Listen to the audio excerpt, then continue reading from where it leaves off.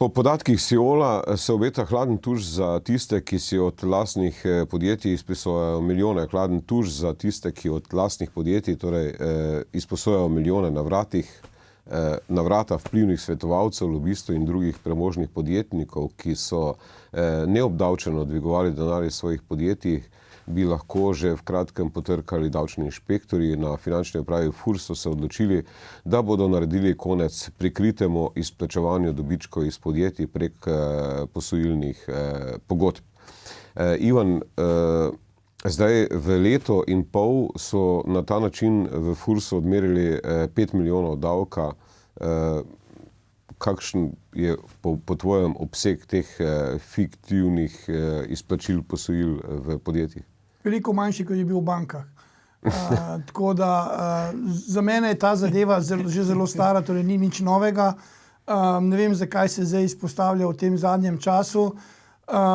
Enostavno povedano, v teh primerih bi jaz povedal samo to, da če si je nekdo dal posojilo, se ga je verjetno dal, torej moramo ločiti med tistimi, ki si dajo posojilo z dobrim namenom, da ga bodo vrnili, kar se lahko vidi v večletnem poslovanju podjetja, so si dali posojilo, pa so ga tudi vrnili. Res pa je, da v zadnjem času opažamo, bom jaz rekel, jaz jih imenujem šanki informacije, ko včasih kakšni podjetniki rečejo, si bom dal, ne vem, 5.000 ali pa 10.000 ali pa 100.000 posojila na 30 let. Ne. Jaz ga pa gledam, star je pa 50 let. To pomeni, kdaj ga boš pol vrnil. Torej, jaz se s tem ne strinjam. In pri takih posojilih je dejansko vprašljivo, kaj se bo zgodilo. Tudi ne verjamem, da gre za neke milijonske zneske, kajti finančna uprava ima nadzor nad prilivi in odlivi računov posameznikov, to meni, da to lahko vidi. In res pa je, da se nekateri odločajo za te zadeve. Tisto, kar bi pa rad povedal, da je tudi ta zadeva dvostranska. Pomeni, če se meni zgodi, da bo prišla finančna uprava k meni v kontrolo in ugotovila, da sem, ne vem, dobil 10.000 evrov posojila in mi bodo to obdavčili kot prikrito izplačilo dobička, pomeni 2.500 evrov davka, mi s tem odpišejo posojilo. To se pravi... Ja, no, Ivan, to bi te jaz rad vprašal, če lahko ti meni razložiš. Ja. Recimo, jaz sem edini lastnik firme svoje, recimo, ne? VV Faktor d.o.o. In firma meni da posojilo, ne vem, 100.000 evrov, recimo za dobo 5 let, ne? Kaj se potem zgodi, če finančna uprava, recimo, pač obračuna na to davek, a to pomeni, da jaz posojile ne rabim vrniti pol več, ali kako? Točno tako, ker s tem... Ampak ni pol podjetje oškodovano v bistvu? Ja, to je tisto, kar jaz nenehno govorim. Prvo, če se ugotovi, da si dobil posojilo 100.000 evrov. Ne? Vsi vemo, da podjetnik, tisti, ki smo lastniki podjetij, imamo že tudi neka privatna posojila, torej v bankah, in če gremo danes v banko, ne boš dobil posojila ne na kartici, če govorimo o kartici Sberbanke, ta ideal. Če imaš kje druge kredite, jo ne boš dobil, in pomeni, da nam edino ostane, da si sposodim ali pa sposodijo denar v svojih podjetjih, določi se neki rok vračila, praviloma... Pa obrestna mera, v bistvu večinoma... Obrestna mera je zakonsko določena, tukaj ni nobenih dilem, nekaj manj kot 1% znaša, če da pravna oseba fizični osebi na letnem nivoju. Torej, tukaj je vse jasno. In če jaz to posojilo si dobim, ga potem tudi vrnem v roku. In zato se jaz ne strinjam, da če davčna uprava pride v kontrolo in imam jaz rok vračila 3 ali pa 4 leta, oni pridejo pa prvo leto, se ne strinjam in menim, da nimajo zakonske podlage, da mi določijo, da je to prikrito izplačilo dobička. Ja, preko teh posojilnih pogodb. Če se to kljub temu zgodi... Če se pa temu kljub temu zgodi, pa jaz spet gledam tako, če sem jaz lastnik podjetja in direktor podjetja, smatram, da je to oškodovanje mojega podjetja. Ker enostavno davčna uprava s tem, ki je moje posojilo prekvalificirala v prikrito izplačilo dobička, se v poslovnih knjigah to posojilo črta in ga ni več. In se šteje, da je prišlo do izplačila dobička in meni tega posojila ni potrebno vrniti. In tisto, ko se je zdaj v teh dneh pojavili ti članki, ki so bili, so me nekateri podjetniki spraševali in ker sem pa nekaterim malo bolj, bom rekel, prefrigranim razložil, kaj to pomeni, so pa rekli, jaz se pa s tem strinjam. In zdaj, če greva še naprej, nekdo si je sposodil 100.000 evrov, finančna uprava pride in naloži podjetju izplačilo 25.000 evrov dohodnine, akontacije dohodnine, njemu tega ni treba več vrniti, pomeni, on je profitiral 100.000 evrov in davek je plačal v celoti, ki ga mora plačati, podjetje pa to akontacijo še mora plačati in če podjetje nima denarja, da plača, lahko konča v stečaju in tega nihče ne plača.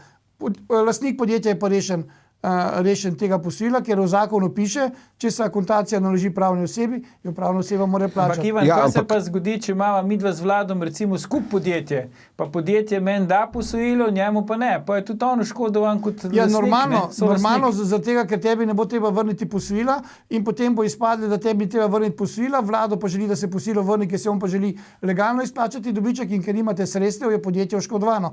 Pomeni, veste, to je zdaj tisto, kar sem prej govoril v prvem temi, ko smo imeli. Dogaja se to, da mi napadamo tukaj nekoga, ki v Sloveniji, ki dobija neka posojila in govorimo, da se ne plačujejo davki, da se bodo celo kazensko preganjali, ki so oškodovali podjetje in se govori o primerih, ki so se zgodili, ne bi se zgodili pri oškodovanju tudi enoosebnih družb. Po drugi strani pa, če bo finančna uprava moje posojilo, katerega sem jaz nameraval vrniti, spremenila v prikrito izplačilo, bo tudi oškodovala podjetje. A potem moram jaz kazensko ovadbo vložiti zoper tistega, ki mi je izdal tako odločbo. Pomeni, tukaj moramo biti dejansko pozorni in ne moramo kar tako početi. Pa še nekaj. Če podjetje nima neizplačanega dobička, pomeni vse dividende so izplačane in lastnik ima podjetje, jaz ne morem reči, da je to prikrito izplačilo dobička. Ampak potem zdaj podjetniki, ki se ukvarjajo pač s tem poslovnim svetovanjem, finančnimi posli, nekimi medijskimi projekti, ustvarjajo recimo nekaj 100,000 evrov visoke dobičke, imajo pa težavo potem, kako si te dobičke preliti na lastni račun. Vlado, stopnja je 25%, ki ni nizka. Je takšna, pa dohodnino še pol plačaš. Ja, to je samo dohodnina. Torej, tisti, ki ima dobiček, lahko to naredijo, že plačajo 25% davka. Točno, on izplača si dobiček, 25% je pač končni davek, je dohodnina na izplačan dobiček in ostane ti 75, katerega prejmeš na račun in zadeva zaključena. Ampak pravijo, da si moraš če si izplačuješ iz lastnega podjetja, če si hočeš izplačati presežna denarna sredstva, moraš poleg 19% davka na dobiček plačati še 25% dohodnino. Vsega skupaj, torej, potem država pobere 40% približno. Ja, to je res, Vlado, sam če ti recimo dobiš 1 milijon evrov provizije zato, ker si pomagal prodati Mercator Agrokorju, recimo, pač moraš vzeti to v zakup. Ali še to spet obrno na politiko? Še vse en ti, to ni politika, to je gospodarstvo. Jaz mislim, da boš rekel, to ni primer, to je res. To ni primerjave. Še vse en ti ostane 61% od tega zneska. Ampak tisto, kar jaz želim povedati, če smo že prišli na to temo, to provizijo milijon, zadnjič sem gledal tisto, ko so Kramarja spraševali v državnem zboru, in so ga samo napadali, da je dobil 1 milijon nagrade. Če bi jaz bil na njegovem mestu, jaz bi rekel, gospodje, jaz sem plačal 550,000 davkov in prispevkov. To je denar, ki ga dobite vi, da v parlamentu dobite neobdavčenih 800 evrov, ampak očitno se ni znašel. Zato se mi vse te zadeve, ki se potem zavrtijo v politični smeri, ne dopadajo in isto se bo sedaj za temi, bom rekel, posojili, bodo nekdo hotel to izkoriščati, ampak še enkrat, kot sem povedal, pazimo, kaj se dela, kajti s tem se bodo tudi oškodovali določena podjetja, v katerih bi lastniki ta posojila normalno vrnili ali jih tudi vračajo in pač upam, da bo finančna uprava znala ločiti te zadeve tam, kjer so se res tisti, bom rekel, dali posojilo 500,000 evrov na 30 let. Tam tudi jaz nimam nobene dela. Ivan, zdaj me skrbi, ker si to povedal, me skrbi, da bo gospod Rok Snežič naredil novo serijo predavanj, pa bo še to vključil noter v te svoje predavanje, kako prinesti okrog finančno upravo. Davčni inšpektorji pač menijo, da gre za kršitev zakonodaje in zahteva... Katere zakonodaje? Ja, o tem, da moraš pač plačevati davke, v bistvu, ne. Vlado, če jaz imam podjetje, imam 2 otroka, ki jih moram šolati, imam izplačane vse dobičke, imam plačane vse davke. Če si plačal davek na dobiček, misliš, hočeš reči... V tem primeru pravi, da to ni sporno, ne? Imamo tudi primere, to je moj osebni primer, ker sem imel izplačane vse dobičke, pa so mi obračunali prekrito izplačilo dobička, ampak tam je šlo za osebno maščevanje določene inšpektorice. Ampak hočem povedati, da se to dogaja in to želim, da se to prepreči. Da se enostavno to ustavi in da se to ne dogaja, kajti ni nobenega razloga. In mislim, da bo tukaj se moralo ugotoviti, kdo gre in tisto, kar sem že neštetokrat povedal, tisto, kar me moti, v zadnjem času opažam, da ni pomembno, kaj je zakonito, ampak tisto, kar naj bi bilo pravično. Ja, ne pravično, ampak recimo ljudem všeč. Ampak Ivan, hočeš sam še to, prosim, razložiti nam, kako sploh pride do oškodovanja v enoosebni družbi? To pol ti sam sebe oškoduješ ali... Družbo si oškodoval. Ja, sam družba, če si ti 100% lastnik, se to pol na nek način je to jaz razmišljam po kmečki logiki, to je tako, kot če bi rekel, da si ti bil neprišteven, ko si poslovne odločitve sprejemal. Tega jaz ne razumem, tako, imamo še hujše primere. Imamo primere, kjer kupiš nepremičnino, prodajalec je plačal DDV v proračun, ti si ga zahteval nazaj kot podjetje, ki ga imaš pravico zahtevati nazaj, nisi ga dobil nazaj. Bom rekel, državni organi odločijo, da ga ne smeš dobiti nazaj zaradi določenih razlogov in potem vložijo kazensko ovadbo, da si naredil davčno utajo. A sploh denarja nisi dobil. Zdaj Siol omenja predvsem ta možnost, da bo visok davčni račun že v kratkem dobilo podjetje Kompas Capital v lasti Boštjana Kralja, svetovalca pri nekaterih večjih slovenskih prevzemnih zgodbah, trenutno dela za največjega lastnika Petrola, češko-slovaško finančno skupino GNT. Mogoče so bile kakšne informacije, bom rekel, novinarja Siola, ki jih verjetno ima veliko in je naredil neko kombinacijo. Ne vem, zakaj je med vsemi podjetji in vsemi, bom rekel, fizičnimi osebami izbral ravno tega podjetnika, pomeni, da je nekaj zadaj in v takih, pri takih prispevkih se jaz težko otresem občutka, da zadeva ni bila točno. Ampak tudi Ivan, ti si poslal tem novinarjem, čeprav vem Siola, ki imajo skupaj podjetje, tudi nekaj vprašanja v zvezi s tem, ne? Tistih vprašanjih pa še debatiramo.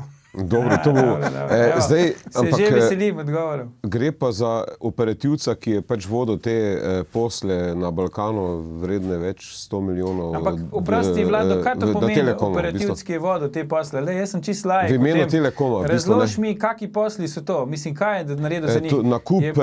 Ja, razumem, ampak kaj točno je počel? Makedonske firme. Kaj je počel? A je on poklical une pa rekel, a bi vi prodali tem, pa so oni rekli ja, ali je posredoval pri stikih, ali je lobiral. Jaz imam težavo s tem, ker ti ljudje, ki pravijo, da sodelujejo pri teh prevzemih, pa imajo neko svetovalno vlogo, da ne zna noben točno povedati, kaj počnejo. Jaz vem, recimo, kaj Ivan počne kot davčni svetovalec.